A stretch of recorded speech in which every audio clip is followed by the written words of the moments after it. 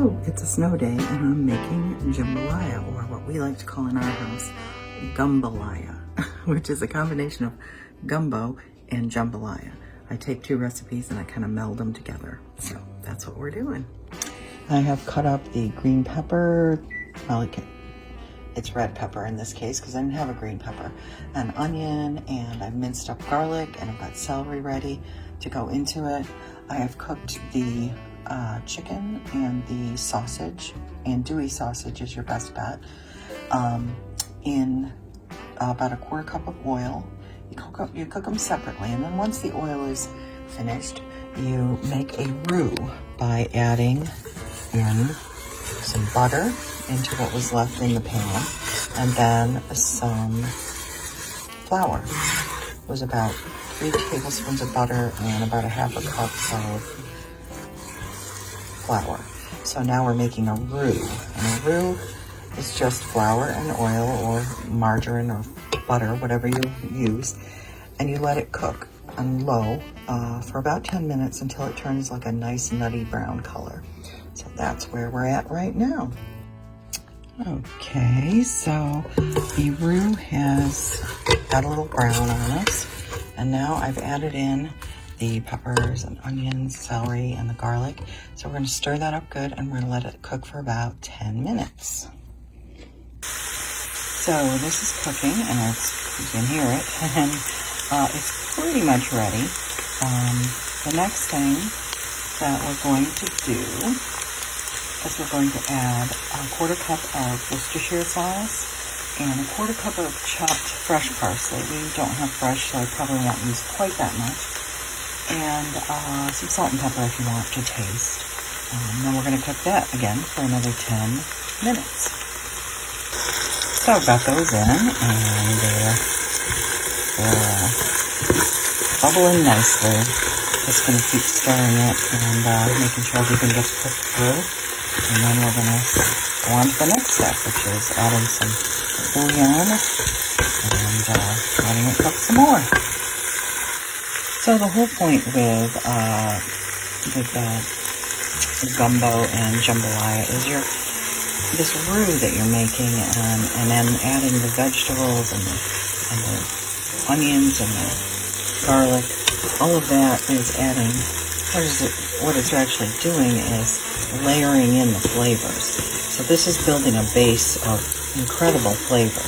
So because of all of the things you've got in here, and you're letting them meld together and simmer together, I mean, you've got the butter, you've got some oil in here, you've got the juices from the meat that we cooked, and then of course you've got the onion and the garlic and the celery and the peppers. So it's bringing up everything together and building this beautiful base, which is going to be what the flavor is of this gumbo or jambalaya, depending on what you're doing with it. Like I said, I kind of make a meld of the couple of different recipes, and then I put it, so it ends up as more of a soup, and I put it over rice, so in the end it's like jambalaya, but so it's a little different. So the next step we're going to add is we're going to add 4 cups of hot water and 5 cubes of beef bouillon. I think the beef gives it a richer flavor. You could certainly use chicken or any kind of bouillon or even broth that you've got. Any of it will work. I think the beef gives it that another layer of rich flavor. So I'm going to do that. So of course, as I'm adding my last 2 cups in of hot water, and then I'm going to add in this bouillon. Now I have this stuff called Better Than Bouillon that I'm going to use. I think it's very similar. Actually, I've never used it, but I think this could be really flavorful because it seems to be. So we've got the water in there now, and I'm going to just add in the bouillon. This bouillon, it's a jelly kind of a consistency when I add it in, so I can't even get off the spoon without using 2 hands. So it's in there, a bunch of it, so I'm just going to keep mixing it in. And then what we're going to do is we're going to bring it to a boil. So I'm going to get the heat up again, turn it back up to like a medium-high, get it boiling, and let that bouillon kind of melt into it and, add to the flavor. Like I said, it's like another another layer of flavor into it to make this really rich, delicious soup. So I'm gonna turn up that heat just a little, and we're gonna let it come to a boil. Okay, so I think we've got it pretty much up to a boil, if you can hear it. The next thing we're gonna do is add in the meat, the chicken and the andouille sausage, and let that boil and simmer for probably about 45 minutes. And then we're gonna add some tomatoes, and well, if you like okra, you can put it in, but we are not fans in my house, so we're not putting in any okra. You simmer it some more, and then at the very end, you're gonna add in what you would normally add in, would be shrimp, but I didn't have any today. I thought I did, but I've got scallops, so I'm gonna add those in because you need that extra seafood element, I think. That's part of what makes all of this so good and traditional. So I'm gonna put that meat in. So the meat's in. Look at it. It's already looking delicious. So what we're gonna do is I'm gonna make sure this comes up to a really good boil. And then I am going to turn it down and let it simmer for 45 minutes-ish. So we'll be back soon. Okay, so I've just added in the tomatoes, and then I added in some hot pepper flakes and a little bit of Tabasco to make it spicy. And now we're going to cover it and let it simmer for another hour. This is a long process. And then at the end, we'll add the shrimp, or in our case, the scallops. Cover it and let it simmer. Also, at the end, at the very end, when you've simmered it for the last hour, so to speak, the last thing you're going to put in is, generally you put in shrimp, because that's traditional. Jambalaya or gumbo-laya or gumbo would traditionally have chicken, andouille sausage, and a shrimp. But I didn't have shrimp. I thought I did, but I went to the freezer and I must have used it. So I had scallops, and I thought, well, those will work. It's seafood. It should work. And so I used that, and it was fine. It did give it a little different flavor, but it didn't interfere with the overall flavor of the gumbo. That's the last piece of it, and then, like I said, you serve it over rice, and it's a delicious meal. Good and hearty. So this is our finished product. It's got all of the goodies in it, and here it is in our served over rice.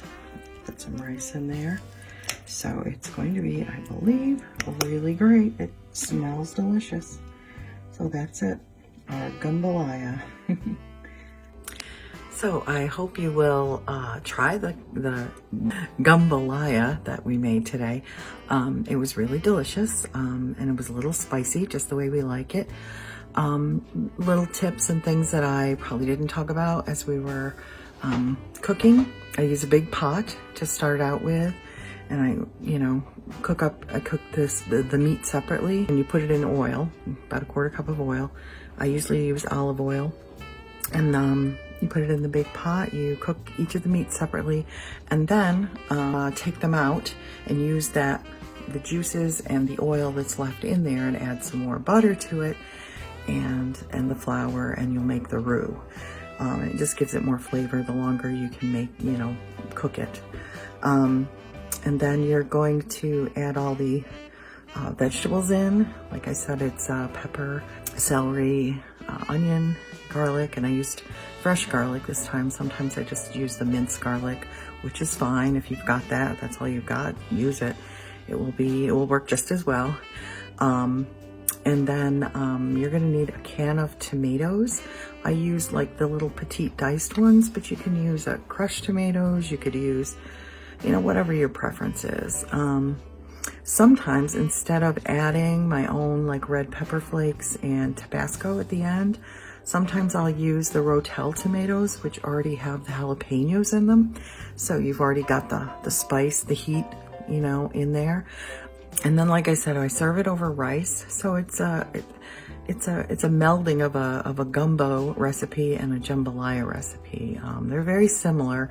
They have the very similar base, I think that's the Cajun trio of good things when you're cooking. Onion, garlic, and celery or something like that.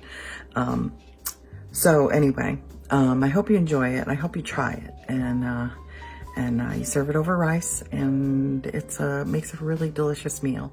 Of course, you can add, make some cornbread or some biscuits to go with it, or you could just make a salad or whatever you please. Just so good. It was so perfect on this really cold, snowy day that we had today. It was our snow day, and it was kind of my day off, so I made some jambalaya.